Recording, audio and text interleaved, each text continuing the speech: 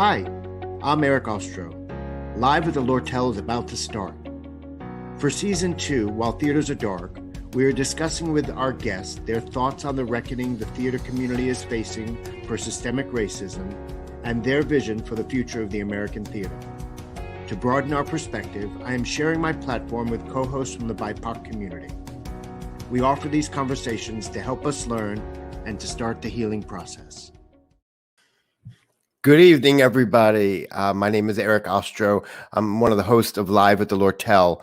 Before we start this evening, I want to introduce my colleague, Viet Vo. Hello, Viet, who's going to talk about how the Lucille Lortel Theater is uplifting AAPI companies and their programs through its social media platform for AAPI Heritage Month. So welcome, my friend Viet. Welcome. Thank you for coming back. How are you? I'm good. I want to hear what you have to say, though. Yes, as Eric has mentioned, my name is Viet Vo from the Lucille Lortel Theater, and May is AAPI Heritage Month, and all month long we'll be uplifting AAPI companies and their programs through our social media platforms. So you can follow us on Instagram at Lortel Theater. That's theater with an R-E at the end, just to clear that up, on Facebook and then Twitter as well for more information.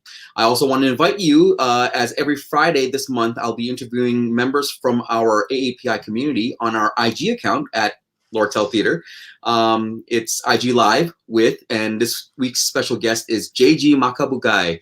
Along with that, other events include Mai Theater's presentation of the puppet play Vancouver, created with the Chicago International Puppet Theater Festival. That tells the story of an Asian American family dealing with anti-Asian aggression. And a reading of Once Upon a Korean Time by Daniel K. Isaacs. Tickets and more information can be found at ma-yetheater.org. On May 30th, with Pan Asian Rep, we are honoring Corky Lee Memorial Zoom Tribute. Continuing on extension-wise, is May 17th to the 30th is The Emperor's Nightingale with a re-envisioned virtual with interactive educational calligraphy. Along with that, we also have NATCO presenting a one-night-only reading on May 19th at 8 p.m. Eastern Standard Time of Our Town. More tickets and information can be found at natco.org. And from there on, it's back to you, Eric.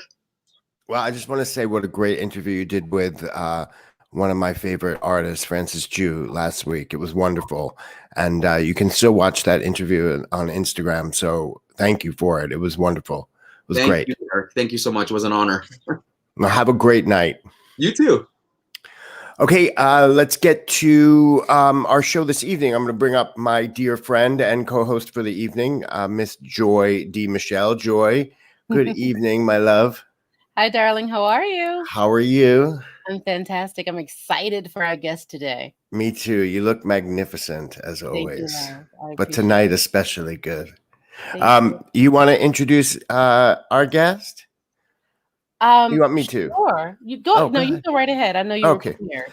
So, Ann James has an extensive career in theater education, stage direction, and conflict resolution in corporate and artistic environments. Anne has had the opportunity to direct on several regional stages, including the Alley, Steppenwolf, Dallas Theater Center, and a lot of others. The big thing, Anne is devoted to making both stage and screen safer places for Black, Indigenous people of color to practice their craft. Her company, Intimacy Coordinators of Color, has solid partnership with Actors Equity, Arts Equity, Theater Communications Group, Time's Up, ART New York. And we are so excited to welcome, I call her my queen. And so let's just bring up our guest, Miss Ann James. Welcome. Hello, my darling. How are you? You know, I couldn't be better. Yeah, well, you had a little bit of a internet snafu. You're in Texas, right? I am in Texas, and you know, I am on my favorite place on the earth, here in Brenham, Texas, on 110 acres of farmland in a house that was built in the 1870s with my very, very best friend and the illustrious actress Annalee Jeffries. So this is a bit of R&R for me out of the hustle and bustle of Los Angeles, and a precursor to my trip to New York. So a little bit of a quiet before things get a little crazy. Before the storm. Well, we're That's welcome to have you. Yeah. Actually, Joy was the one that introduced me to you and your work. And why don't you tell us a little bit about what you do? I mean, I know as a director, producer, you've been all around the world, but the work that you've been doing lately that's been highlighted and being put a light on is an intimacy coordinator, choreographer. So we'd love to talk about that and why it's so important now to shine a light on this. Yeah, sure. I am an intimacy choreographer. That is the umbrella term for intimacy director, which does their work on stage, and an intimacy coordinator, who does their work in television and film.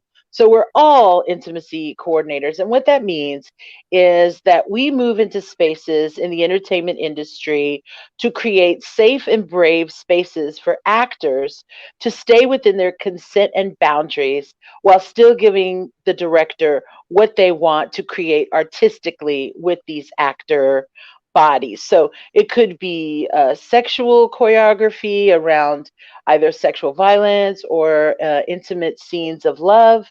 It could mean racial intimacy, meaning one race pitted against another in a kind of a cultural standoff. We come in and create dialogue for that and create choreography for that. So I can give you the proper, equity approved definition of an Yes, please. intimacy choreographer. Okay, so this is a definition that was created with myself and Bliss Griffin of Actors Equity a few months ago. An intimacy choreographer is responsible for the consensual crafting and staging of stories of sex, race, disability, religion, or age with appropriate cultural context and competency. They consult on scenes with loaded, heightened, or charged content that draws on the actor's identity. So, as you can see, we just completely encompassed all of the protected classes of the EEOC. And that was really, really important for Actors Equity to include. That's fantastic. Because I think for a while there, race was not included, and it's amazing to hear you guys be able to talk about it and really get it to be something that's truly inclusive, and it's not just a space that is dominated by one particular group, by the minority group as the one that is dominating what's happening for the majority. So that's I amazing. love that. I love that you said that. And actually, when I got into this industry a year and a half ago, 2 years ago, almost now, there were very few people of color involved in this training. It was mainly dominated by white women, cis, het, white women. And I just felt that there were not enough people that looked like me in the industry, especially in the leadership of industry. And because of that, and because I knew that we had all of these stories of racial conflict, Black Lives Matter, social unrest. I knew these stories were coming down the pike, and I knew that actors were not actors of color, specifically Black actors, were going to need someone who looked like them to choreograph those intimacy moments with racial violence. I started my company, so there you are. That's fantastic. So, Anne, I'm interested how you got. I mean, I know why you did, but how did this come to your life? Besides, you saw kind of something that was missing within the industry, but how did this come to you? Yeah, I had previously lived in Shanghai for 6.5 years. I had a production company there called Dreamweaver Productions, and I had done, I think, over the past 6.5 years, I had done over 50 productions. Who's Afraid of Virginia Woolf, Willy Wonka and the Chocolate Factory, Fight As a Club, director. all of these productions as a director producer. As a director. And it was time for me to come back because my parents are getting older. My dad just turned 80. And I thought, I have been gone for a decade. and I need to come back. And so I knew when I was coming back that I would need something to reinvigorate me about the American theater after being away for so long. And I looked into intimacy direction as a way to uplift what I had been doing over the past 30 years with my career, within this system that I created called the Circles of Intimacy. And here it was, now it was a thing in the States. And so that attracted me to taking some classes and some courses, and which were very expensive, and had to jump on a plane for a couple of the trainings after I moved out here to LA. And I just felt that it was cost prohibitive, access prohibitive, um, not as globally minded. As I said before, most of the women doing the training were white women in their 30s. And I just was looking for somebody who looked like me to take us forward. And that is what created in me kind of that fire to say, I've got over 30 years of producing, directing, facilitating conflict resolution, the intimacy, the circles of intimacy background. So why don't I just go for it? And I put a post up on a few Facebook groups one day, and overnight I woke up and I found 400 likes. I found messages of basically distress saying, I want in on this training, but I don't want to be trained by this type of person. I want to be trained by a person who looks more like me. And so that was basically the beginning, Eric and Joy. That was the beginning of Intimacy Coordinators of Color. They say as an artist, your art and your craft will cost you. We've all heard that. However, it doesn't have to cost you your dignity and your self-respect. So with intimacy coordinating and intimacy advocacy, and just people who are in that professional space as intimacy professional, what do you say to those people who are producers, who are casting people, who are on that side, who are writers, who need to know that there needs to be space for this when creating their art, so that artists can still stay mentally intact and spiritually and emotionally intact as well? Can you speak to that, to the producers and casting people, all those people on the other side? Woo! That is a big question. That's going to take us to the end of the show. Oh, come on Okay, let's talk about producers first. Look, if there are producers out there, I can guarantee you that knowing that your actors are comfortable and safe and feel protected and enthusiastic is going to do you a lot of service when it comes to people complaining about unfair situations. Scott Rudin. People prefer, having to deal with the sometimes aggressive scripts that are out there that call for actors to use their bodies in ways that require consent and boundaries. If I wanted to talk to writers, I would say, if you want actors to do the things that you write, please, for intimacy directors, please be specific about those stage directions and what you see in your mind, so we can deliver those things to you. And also realize that people actually have muscle, skin, and bone, and what you might see and envision as something that that you can see in your mind. Please be respectful and understand that people are going to try to stick to the text and stick to the stage directions as much as possible. So please be specific. Being specific in the writing. As far as casting directors, I just had a really interesting experience. Victor Vasquez, who is one of the premier casting directors now, he's up and coming and established. He's at Yale. He's all over the place. And he just served as casting director for a show that I'm going to be working on. We can talk about that later. But the most interesting thing about this casting process, and I'm so proud of the producers for this, and I'm so proud of the director releasing some of that ego to make room for the actors to have someone like me to talk to before the final casting. The content of this show is alarming, and rightly so.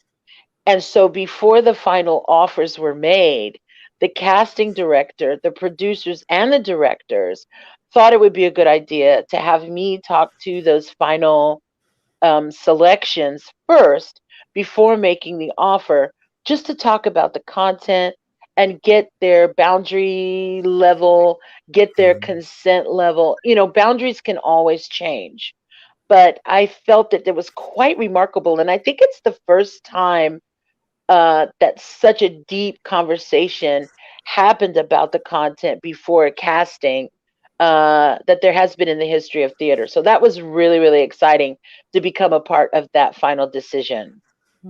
Yeah, I'll bet. So what's the conversations? I mean, to tell me what the conversations are like. So you as intimacy choreographer kind of got in there and talked to the people that were called back about where their boundaries were, how they felt about the play, their comfortability level, that kind of stuff. Am I right as to what the conversations? Yeah.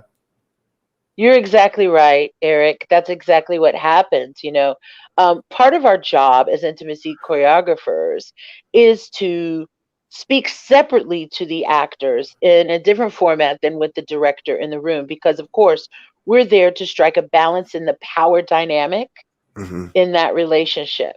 Sometimes actors exhibit what we call fawning response. It is a traumatic response built on being super okay with everything. I know I talked with Karen Olivo about this on a conversation that we had previously, and that fawning is just saying yes to everything that is required because you want to be a people pleaser. You want to get the role. And what an intimacy director does, or an intimacy choreographer, we kind of wedge in and really try to speak to how the actor is really feeling, because they don't have to say yes to us at all. As a matter of fact, I told the casting team of this particular show that I'm working on, if I interviewed an actor and they said, oh, yes, yes, yes, it doesn't matter, I could do anything, I recommend to the casting directors to not cast that person. Wow. Because they're not in touch with their consent and boundaries. And this particular show is not the place to learn about your consent and boundaries. Seriously, there's some there's some very charged material, and I was quite impressed with the final actors, and we had all had really good conversations about where they were with their boundary and consent practice, and yeah, so now the show is cast. You know, it's interesting that you bring that up, because I was talking with an actor director friend of mine who is known, and I was telling them that I was going through this process of learning how to become an intimacy director. And as a director themselves, had issue with it, because as a director, they're saying, well, I don't understand why we're being forced to bring somebody else into a space and direct something that I chose to direct. So what is that about? After explaining to them, and I used fawning as an example to explain, because it was a female director I was talking to. And that's what helped her to get it. Not fight, not flight, not any freeze, none of that. It was the fawning, because she's a woman of a certain age that lived during that time where you didn't use your voice and you didn't speak up and you didn't say things that could possibly put you in a box where people may not want to cast you because you're deemed as difficult. What do you say to directors to get them to understand that intimacy directors, choreographers are there for your protection? They're not there to usurp something from you. They're there to help to make your vision and to protect you. Can you talk about how that is so? Yes. That is a brilliant way, and you better use that traumatic response terminology you learned. Yes. Here's the thing. You're going to get a play no matter what. You're going to get a play either through force and through coercion and through guilt and through force, or you can get it through staying within the consent and boundaries of the actor.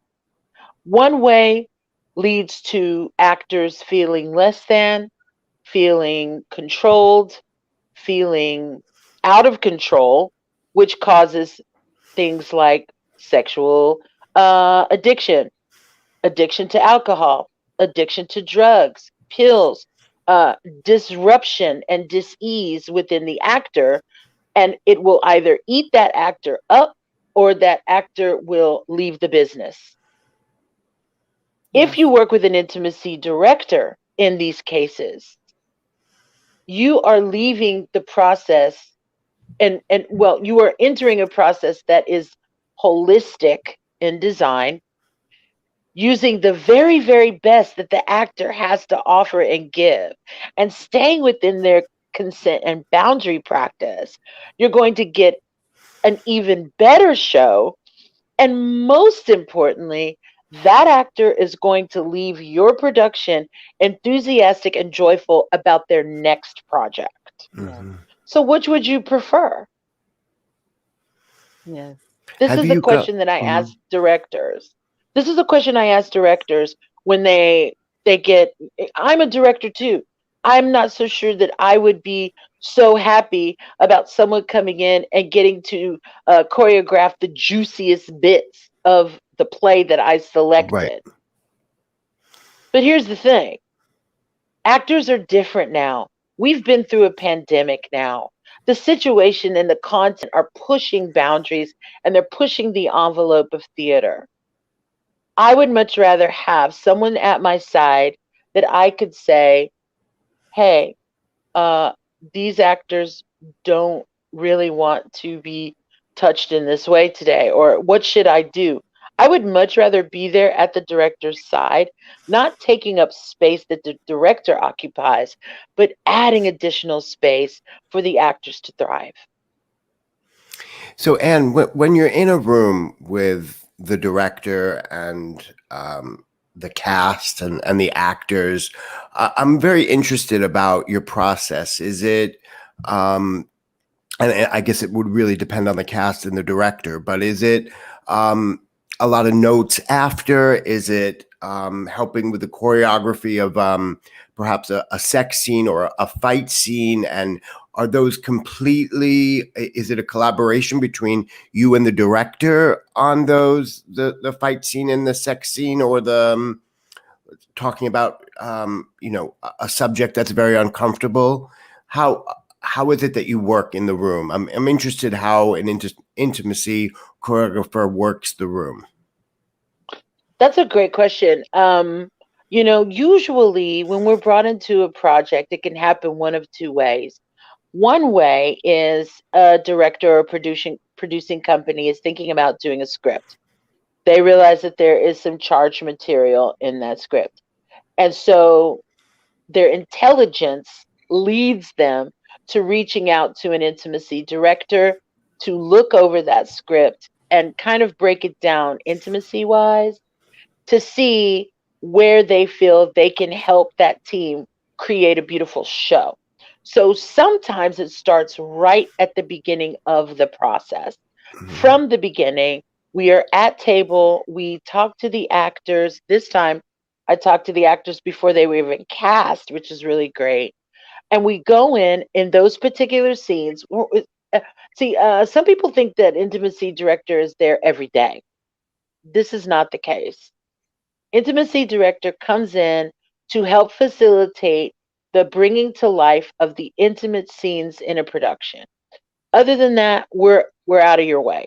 We just come in, lock in that consent and boundary practice. We do what's called a boundary check-in practice where the actors communicate with one another about how they're feeling that day. Mhm. And then we move on through and help to choreograph that scene. Sometimes we are actually hands-on, directing where this leg goes now. Scoot your bottom this way because we don't want the audience to see too much, and bring your arm, we do that. Other times we let the director take the lead and lean and whisper to us. So we create an opportunity for the art to happen on the side of the director, but always focused on the actors, if that makes sense. Yeah, absolutely. Have you gotten into, has a director maybe rejected something that you've said? I mean, I can imagine in my head, but my head always goes there about, there definitely could be some friction or some kind of director was like, no, don't touch that, or don't do that. I mean, how do you handle that? I haven't had that experience, luckily, knock wood. I haven't had that experience. What I have come up against is, because intimacy, direction, choreography, coordination is so new, and I'm not gonna throw white guys under the bus, Thank but you. it always happens to seem to be a white guy in power who like sees this coming, because I didn't dress special for this. Those of you who've seen me before know that this is kind of my jam. And seem to be threatened for whatever reason by all of this. So I get little side comments, little snide remarks, but a part of our training as intimacy consultants, and Joy can speak to this, is that I really do believe that as intimacy professionals, we raise the emotional intelligence in the room. So shit like that doesn't bother me. I just let it breathe. I let them breathe. And I do what I can for the actors. Because remember, intimacy directors are not hired by the director, they're hired by the producers. So whether a director wants me in the room or not, it's kind of my job to be there. And in some cases, because of the director. So there's all kinds of emotional navigation that has to sometimes take place in order to give the actors a safe place to be. You're talking about the navigation and the tools that you have to be able to hold that space in that container. Can you talk about the idea of qualification over certification? Because Oh, I know that there are a lot of programs out there that certify, and they cost a tremendous amount of money. And it actually is a gatekeeping way of keeping the people who hold that position to look a certain way. And does certification mean that you're qualified? And can you be qualified without certification? you're just gonna make me lay it out. Come on with Yes, it. Okay. lay it. Okay. So let me adjust my turban for a second. So I qualify people in this industry through my training process for free, because I feel that the more people come to this industry with an understanding that it is up to them to get the knowledge, to be there for the meetings, to be there for the trainings without any kind of financial obligation whatsoever, brings you to a more qualified intimacy coordinator. And that's just how I roll. There are other companies and organizations in this field that charge over $10,000 for similar training. And I would say I have a better training process because it's organic to the individual. I do not believe in big group mass classes for training specifically, unless it's something that I can offer everyone. It's a universal teaching, like I did with the intimacy captain training. Come one, come all, everyone needs that training. But specifically to be an intimacy specialist, I believe that you should not offer a certification, because certifications are a piece of paper that say, I approve you. It does not give that person who is getting the certification any ownership over the way they learn, because they are forced to learn in a certain way to jump through hoops. And that, my friends, is one of the benchmarks of supremacy. Having a certification and having to be certified by people who are not certified is a problem. Yeah. Could you And repeat now in that Hollywood, right there? Could just repeat Yeah, that I little would like you to one repeat more it time, too. please. Yes, please. who is certifying the certifiers? If you decide all of a sudden that you have knowledge and you are going to require a certification in order to practice what you teach, who certified you? This is the And let question. And let I'd the like church you to say, repeat what you said Amen. about what that creates supremacy.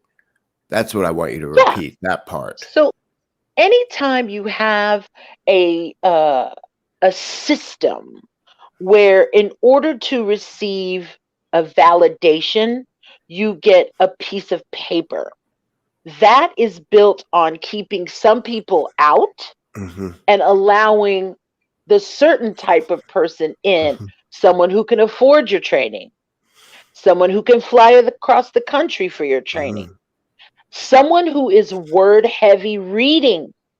I'm moving into, like, what about people who have a learning disability about reading? What if they need all of their lessons to be auditory? Hmm. Are you creating accessibility to your learning by having everyone have to read a 35-page certification program document? It is a gatekeeping tactic, in my opinion. And I just feel that people who are built for this business, it's all of that paperwork and all of that, having a piece of paper at the end and all of that was built on the notion of fear, built on the notion that if we don't create a certification, all these predators are going to come into our industry and they're going to start destroying people's minds and destroying people's art and all of this, which it is a fallacy. It is a made up fear. It is a way to gatekeep by hiding under the fact that they don't want people to be harmed. And I just don't stand by that. It doesn't paper out. It does not parse out. There is no proof that without a certification, you are going to go out and harm people. And certainly with our certification program, there are things, that we require you to have: mental health and first aid training, bystander training, sexual harassment training, all of these things that we brought to the table, which are now being adopted by the other companies that help to vet people into this company. So now, having a piece of paper, the supremacists block gatekeeping. Come on. Yeah, that's fascinating to me. It kind of creates like a secret club that that you're blocking some people to get out without that piece of paper. And it's fascinating to me, I mean, that you're not charging anything for it, but what are you requiring the people that take this with you, your certification? What are you requiring? I think it's interesting for people to know. I mean, Joy, for one, is in the midst of doing her certification. But what do you require in terms of a sexual harassment certification, stuff like that. I'm very interested. I think our audience would be interested in what's required before you get out there and you're on your own with a show. Yeah, that's a great thing to talk about. At Intimacy Coordinators of Color, we have what I call prerequisite training. So before you even really begin to get the ins and outs of what intimacy coordination is and intimacy specialization is, which we can talk about in a minute,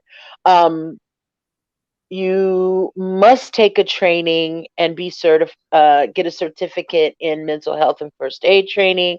That is a 3-year, it's valid for 3 years, and you can get it in every state. It's a mental health and first aid certificate. Then you must get anti-harassment training or bystander intervention training, sexual harassment training, training in racial bias, which is really a racial and cultural bias, which incidentally is still not a requirement for SAG-AFTRA protocols and procedures for intimacy coordinators. In other words, you could be an intimacy coordinator and have no training in racial bias or cultural bias, which Go ahead. I just don't understand. That makes no sense. And I know. Can you go back to that second one after the sexual one? You said there was another one. Bystander intervention. Bystander. Yeah. What is that? Okay, so there's this amazing company that is doing incredible work in the act of being a Is her internet bystander. freezing for you, Eric? I'm sorry? Is her internet freezing for you? No. Oh. Is it for you? Okay. Yeah, I can't hear or see anything. Oh, no. Can you hear me I'm now? okay. All right. We'll just keep going, and I hope, Joy, you come back in. You're back. Okay. Yeah, the bystander intervention training is something that's quite remarkable, and I suggest everyone after this podcast broadcast to go to a website, hollaback.com. And I know the wonderful wizards behind the scenes that can maybe throw that in the chat, but it's Hollaback. HOLLABACK.com. They are the premier bystander intervention training company in the United States. And what they do is they take different scenarios that you might be in where someone is being verbally abused, someone is being diminished, someone is being treated treated unfairly, and they give you steps as a person in the room to diffuse, redirect, to deflect, to distract that person from causing harm. Wow. And there's safe ways to do it, and they give you a plethora of suggestions on how you can do that. But it's hollaback.com. They're Michelle and Jennifer. They're absolutely wonderful, and they've just actually added an AAPI segment on how to be a bystander and intervene in a situation where an Asian person is being accosted verbally or being mistreated, which I think is so important right now. So check out Hollaback. But that's one of our requirements is that all of our candidates in our cohort must go through that type of training.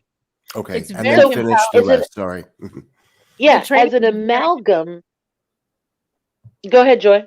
I was just going to say it's very empowering in the way of your own personal mental health, because if anybody takes that kind of training, typically when you see something traumatic happen and you do nothing, you take that home with you and it lives with you. You're like, oh my goodness, I should have said something. I should have done something. You feel a little traumatized yourself. Well, if you're empowered and you know how to step in as a bystander for someone else, then the trauma ends right there. You don't take it along with you. So I encourage everybody they have a whole list of different kinds of trainings that you can do. And for free. It's free. It's free. Go on, Ann. Go ahead and finish. I'm sorry. I interrupted. No, you Your didn't. I list was of what was finished. required. Yeah. Okay. So we've got bystander intervention training, mental health and first aid training, sexual harassment training, anti-harassment training. Um, I think that's it. I think that's all COVID the four training. things. Oh yeah, and for my people in LA, because we're working on film sets. As a matter of fact, I have to cut my vacation early because I just got hired to go on set for this great new television show. That's all I can say. Um, but I do have a COVID-19 officer certificate, and it just helps to be that set of eyes on set. Because I'll explain it this way. If you're in LA and you're hired as an intimacy coordinator, you are considered to be in what is called the A zone, or sometimes call it the red zone, which means you are with the unmasked actors in that situation. But guess what? COVID officers are oftentimes not allowed in the red zone. So we serve as that extra layer of protection for the actors. If there's a grip there with this mask down, or if there's somebody has their mask down within that 6 feet range, or I like to say 10 feet away from an unmasked actor. And these oftentimes, not that it matters, but they're A-list actors. They're working hard. They're doing their thing, and they're trying to do their job safely. So it's always good to say, "Hey, I'm an IC, but I also have my COVID-19 compliance certification." And they're like, "You're hired." It's just a great thing. It's a little extra thing to put on it. Yeah. That So that those are helps. A all the little extra prerequisites. sauce. Yeah. Those are all the prerequisites, Yeah. and then once those are done, then that's when you get into a whole list of the meat of the training about how to Right. become an intimacy coordinator. But I wanted to jump into something very quickly about education, because Mm-hmm. I think that if universities, institutions that are putting up people who are theater professionals, acting professionals, really take this seriously and begin to incorporate it into their training, then we actually create a space where a whole new generation of people come out who are more conscious and more aware and can really do the work that needs to be done. So, because I know that working in film and television, you've got people who are in your hair, you've got people who are miking you're putting a mic down your shirt, you've got people who are doing your wardrobe and they're like intimate with your body. You've got all this stuff going on, and people aren't always thinking about how does that make you feel as an actor. They just treat you like a piece of meat. They say, "Oh, go get your mic, go get your wardrobe, go get your," what is being done, or do you know what's being done to make this a part of the training that happens in BFA and MFA programs? That is an excellent question. I'm in an MFA program myself. I am in an MFA at Loyola Marymount University, getting my master's in performance pedagogy with an emphasis in Afrocentric intimacy pedagogy. And what I'm learning there is that not only is it important to have intimacy coordinators and intimacy directors uh, learn and teach and give offerings in an Afrocentric way, but it's also important for costumers to know about what intimacy direction is. It's also important for, okay, I'm going to blow your minds for a second, but box office people to know about intimacy, because you may be a person in their 70s. You may not want someone's hand on your back helping you down the stairs. And so the question that box off or that usher might have to you first is it okay if I place my hand on your back to guide you down the stairs? So that even your audience and even your patrons to your theater are feeling embraced in the envelope of consent and boundary work. And that's what I'm working toward, is moving into university systems and trying to hit every aspect of theater with an understanding of consent and boundaries. So I'm glad you brought that up. Is this a program that you created yourself with Leola? I mean, I've never, or is this something new? Well, performance pedagogy is a brand new master's, and there are, I think, 4 or 5 different programs around the nation that actually offer a master's in performance pedagogy. And what I mean by performance pedagogy, it is the study of teaching performance. Gotcha. So we are getting our master's in teaching performance to university students in community theater environments, professional theater environments. We're learning how to teach theater in a myriad of environments. My specialization, Afrocentric intimacy pedagogy, is something I created. Wow.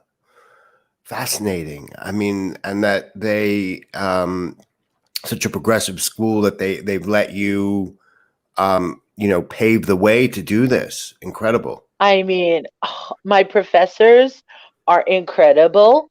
They are out in the field doing work, Mhm. they're not behind these hallowed ivy halls. They are out there in the field writing papers, going to conferences themselves. So they set a very good and high example of what we are supposed to do pastorally, pedagogically, professionally.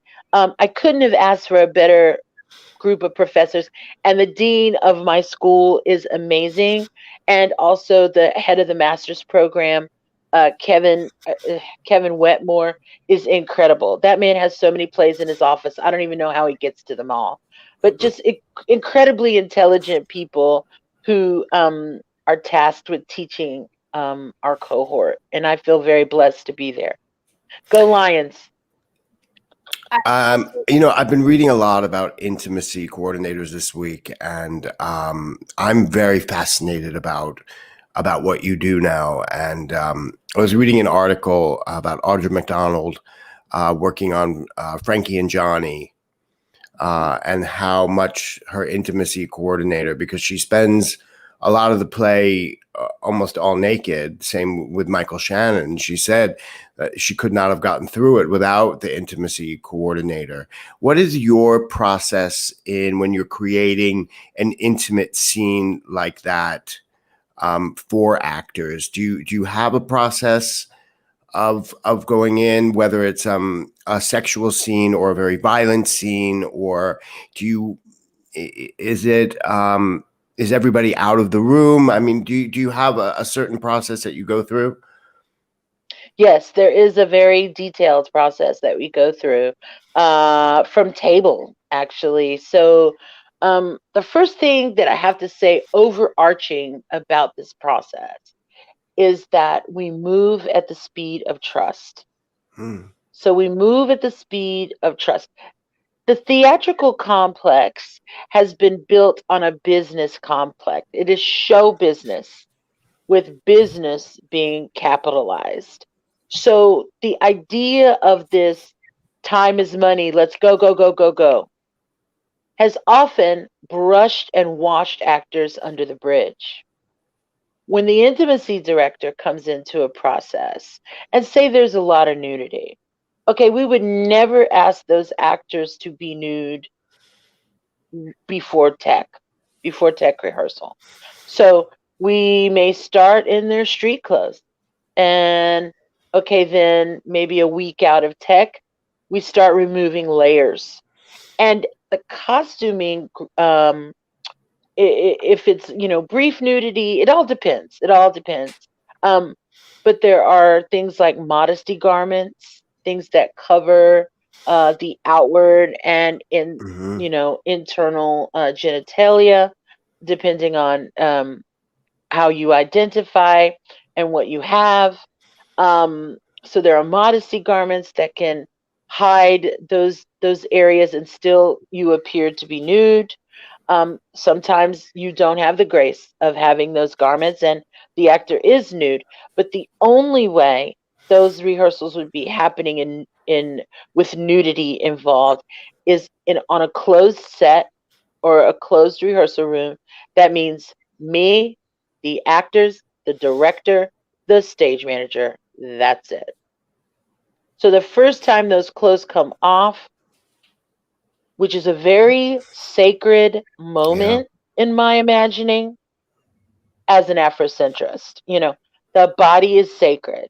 And when that happens, there has to be attention. Just like, attention must be paid. Attention must be paid to what these actors are about to go through 8 shows a week. And so that very, very first time nudity happens, if there is a cast of 20, only the people who are going to be nude will be in that rehearsal.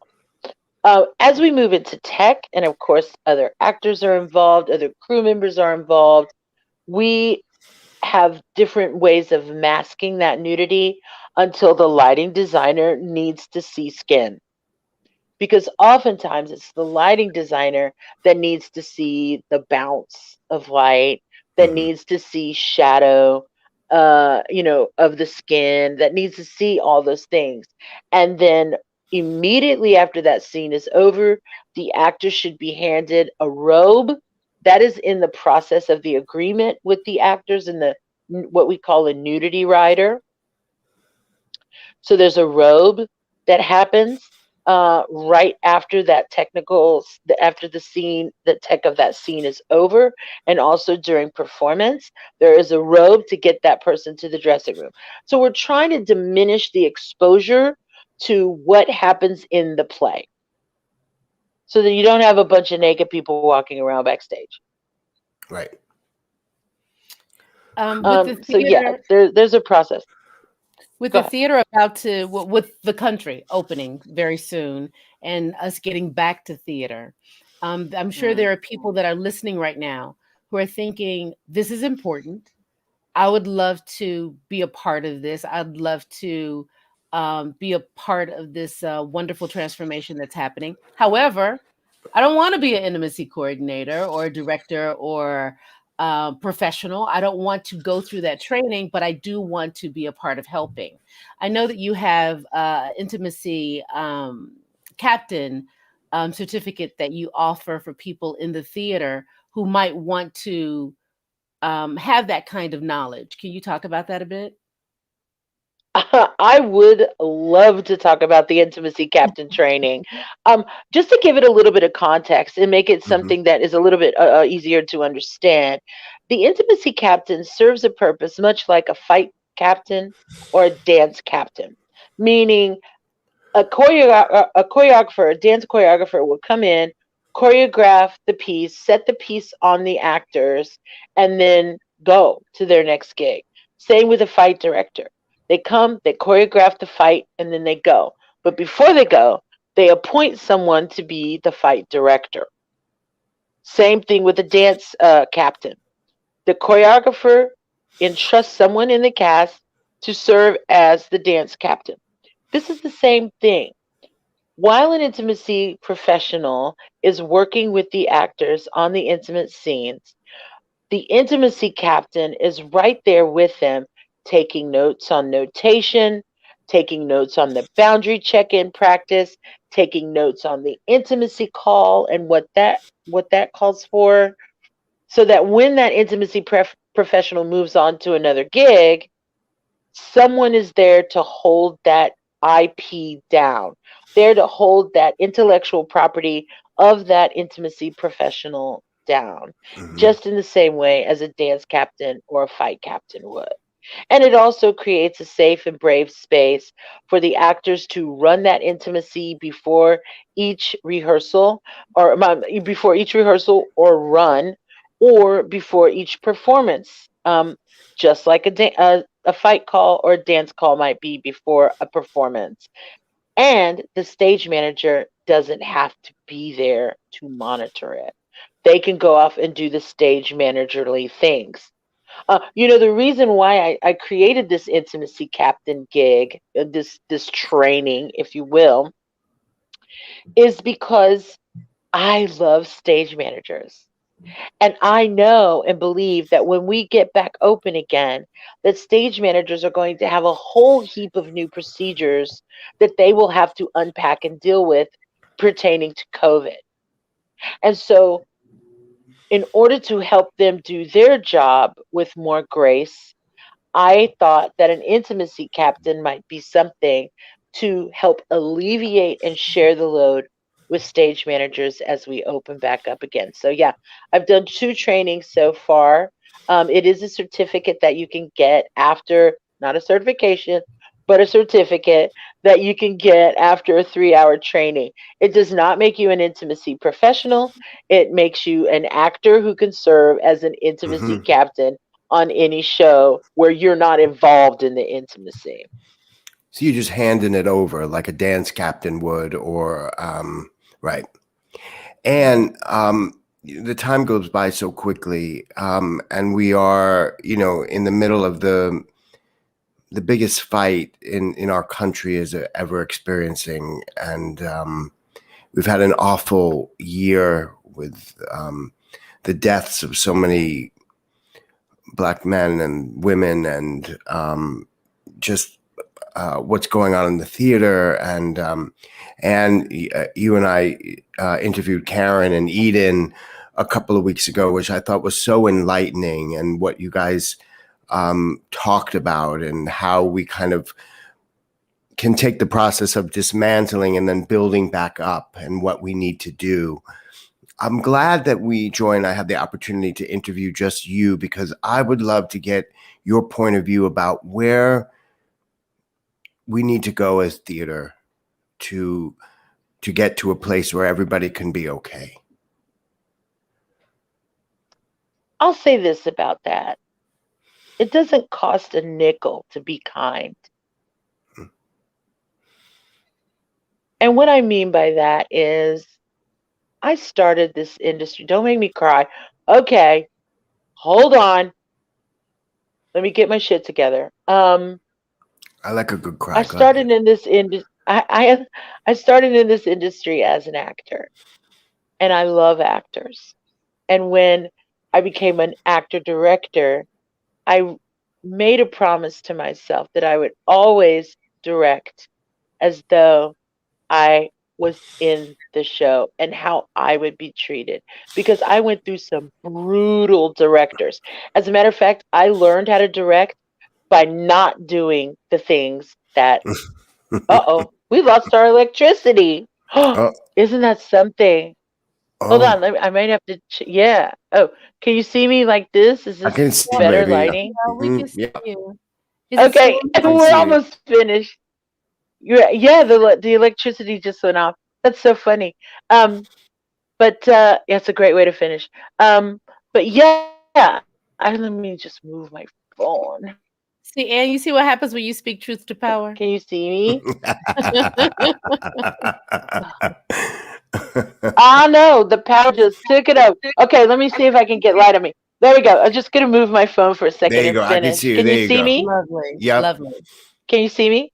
Yeah. Yeah. So you Okay. what you last So said is what that I you will say learned about that, how to direct by not knowing what not to do.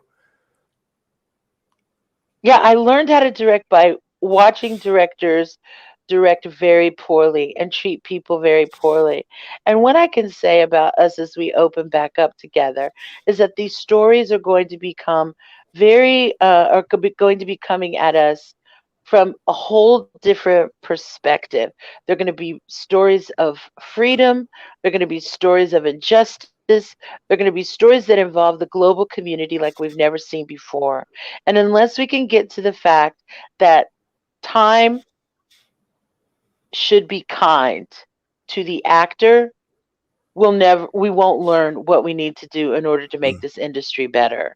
And that's mm, all I have to say about it. If you need an mm, intimacy director, you know you need an intimacy director. So hire an intimacy director mhm, and see what we can bring forth in the art of your production. mhm. Well, with that said, a perfect way to end. Thank you. Thank you so much. You are.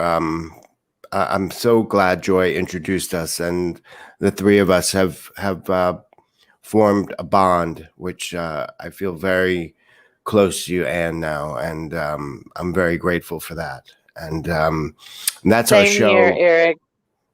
That's our show. Thank you, Anne. You are our queen and an angel for what you do. This hour was a real education, and thank you, my dearest girl in the world, Joy, for co-hosting with me tonight. It was quite a show. I learned so much. We only have one more show in our second season. I'm so sad. Next Monday, May 24th, John Andrew and I will be talking with the talented Robin Herder from Moulin Rouge.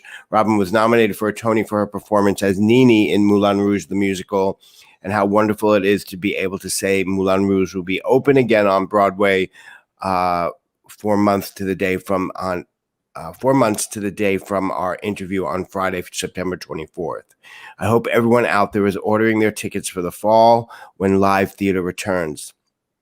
We hope you enjoyed our show. If you did, please take a moment and press the like button and subscribe. For news about upcoming guests, check our website, liveathelortel.com. Follow us on Instagram, Facebook, or Twitter. We will see you next Monday at 7. Please stay healthy, wear a mask, get a vaccine, hire yourself an intimacy choreographer, coordinator. You should know what they do now. They are priceless, and I think everybody needs them in their show. So thank you for joining us, ladies and gentlemen. Have a wonderful evening. Thank you again, and enjoy. Good night. Stay safe.